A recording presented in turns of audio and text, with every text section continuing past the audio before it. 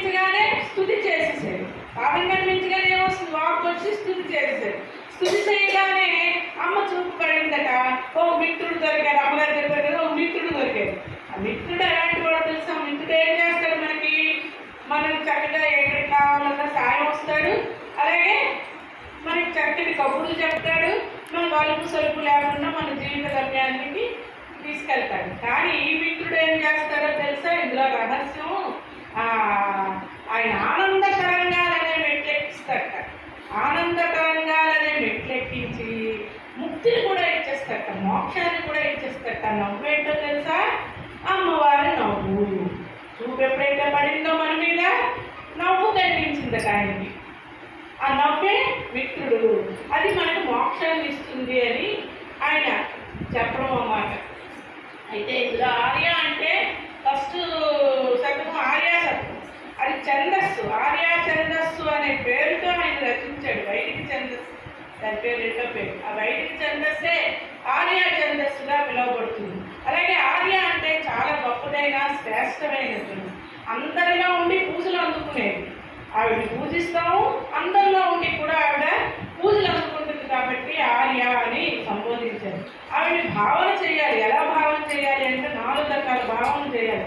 శబ్ద భావన, అర్థభావన, రూపభావన, తత్వభావన. 4 రకాల భావనలు చేస్తే మనకి ఆ అమ్మవారి తాలూకా ఆ చూపు, ఆ నవ్వు రెండు. చూపు అంటే జ్ఞానం. అమ్మ చూపు పడిందా జ్ఞానం వచ్చేస్తుంది అన్నమాట.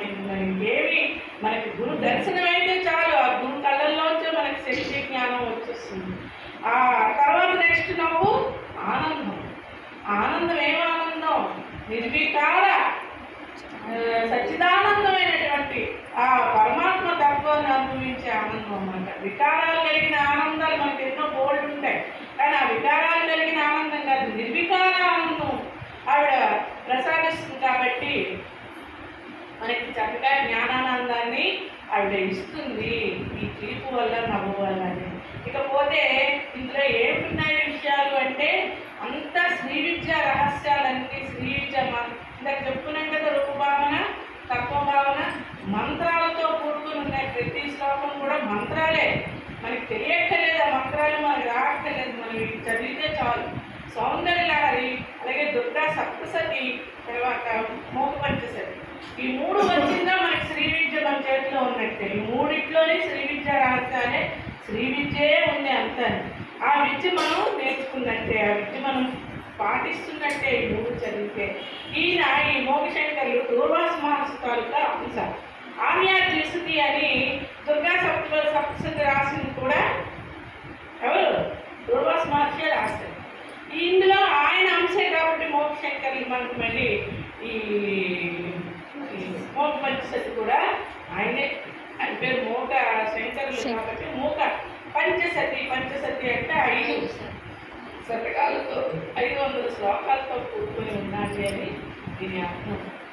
అలాగే శ్రీ విద్యా రహస్యాలన్నీ మనం నేర్చుకుంటాము. ఇందులోని ప్రతి శ్లోకము